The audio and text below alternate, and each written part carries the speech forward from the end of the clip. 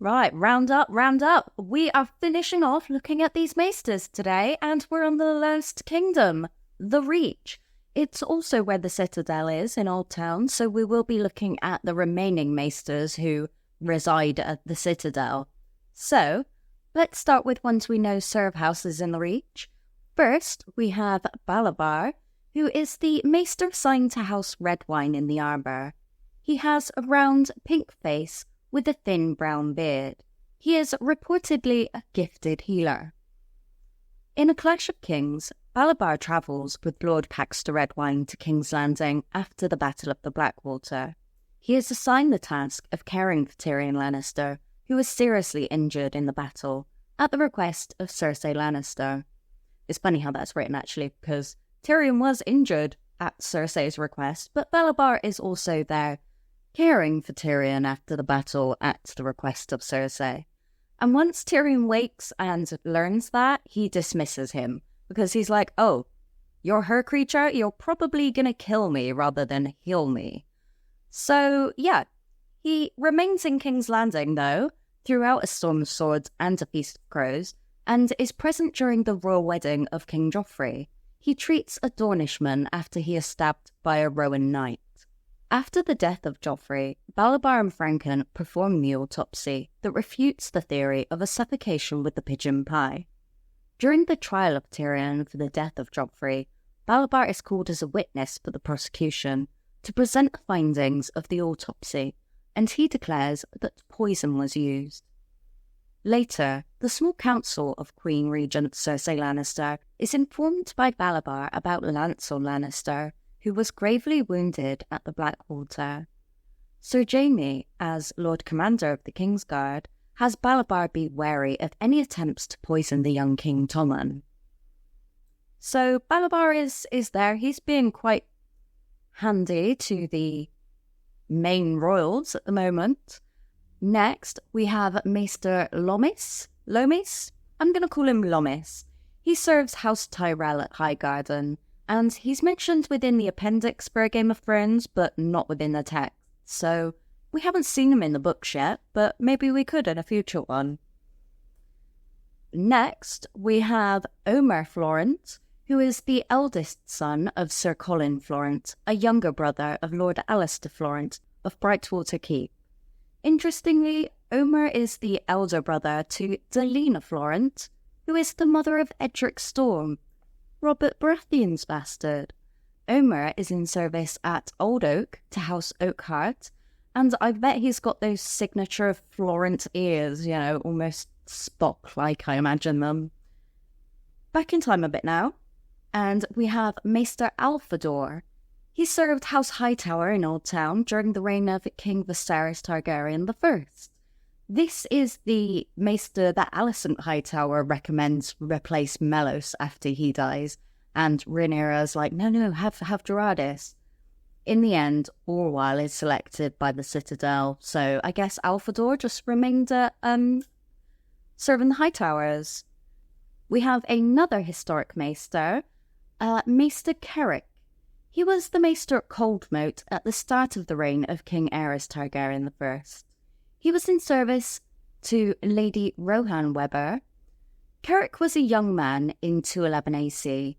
His pinched face had dark brown eyes and a great hooked nose.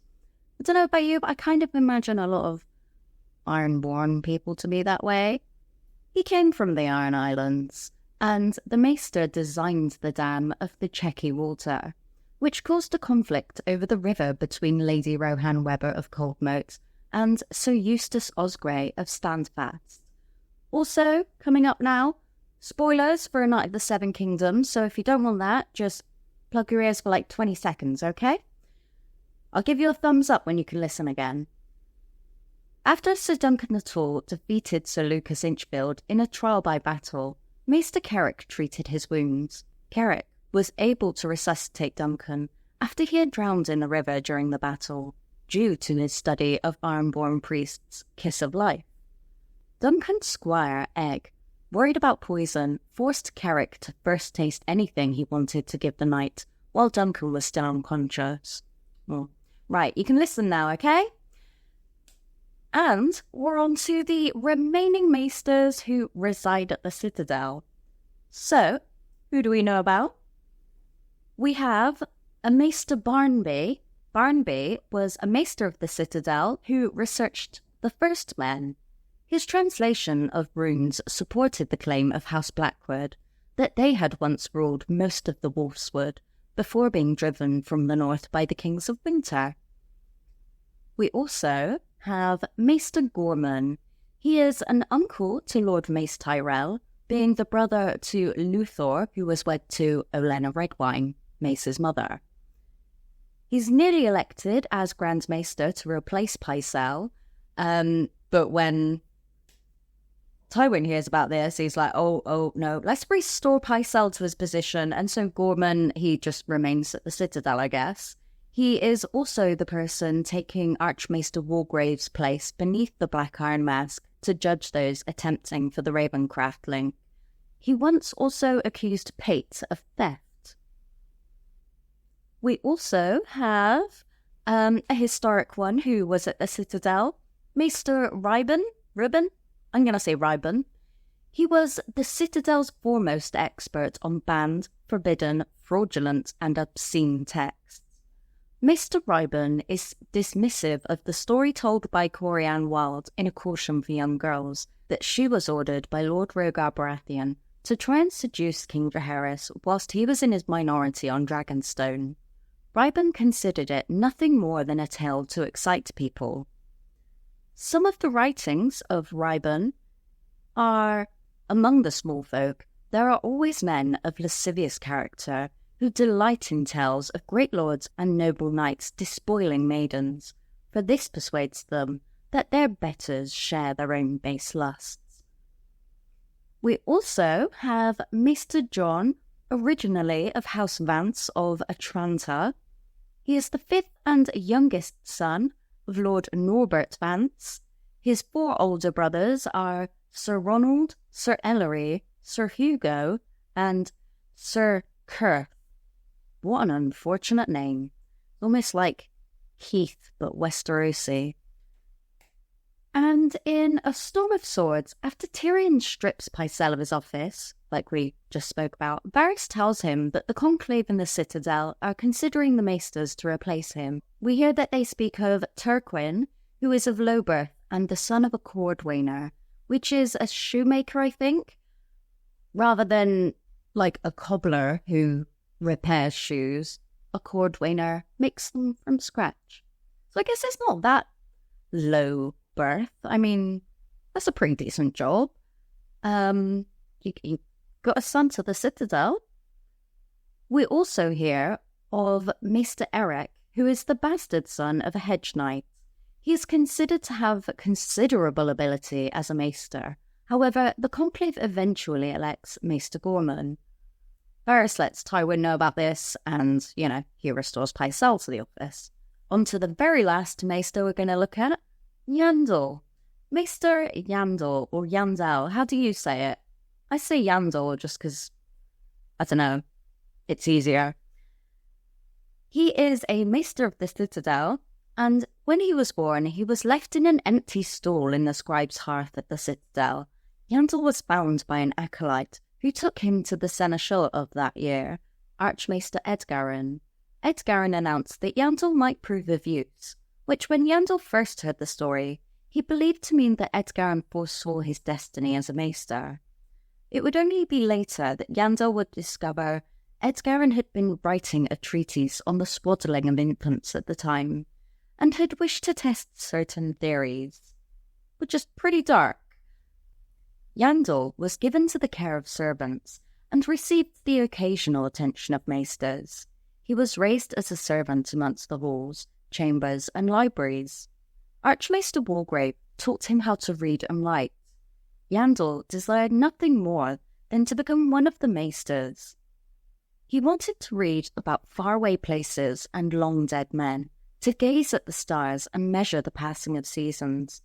At the age of 13, in 285 AC, Yandel forged the first link of his chain. Congrats to him.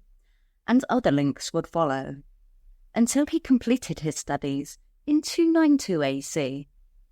Having finished his studies, Yandel remained at the Citadel, serving the Archmaesters and aiding them in all that they required. Meanwhile, he set about completing his work, the World of Ice and Fire. Archmaester Peristan reminded Yandel that Archmaester Gildain was working on the history of the Targaryen kings, namely Fire and Blood, being a history of the Targaryen kings of Westeros. Yandel persuaded Gildain to permit him use of fragments of the uncompleted Fire and Blood in his The World of Ice and Fire. Yandel dedicated The World of Ice and Fire to King Robert Baratheon I. Upon Robert's death, however, someone had his name replaced with Joffrey's and later Tommen's. Disgusting. Yandel himself, for fear of angering the Lannisters, also cut out the vast majority of material on Eddard Stark, Stannis and Renly Baratheon, and several others. Rude.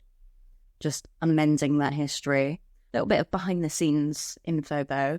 In the real-world book, The World of Ice and Fire that we know, Yandel's words were written by Elio Garcia and Linda Antonson, in the same way that anything attributed to Gildain was directly written by George R.R. Martin.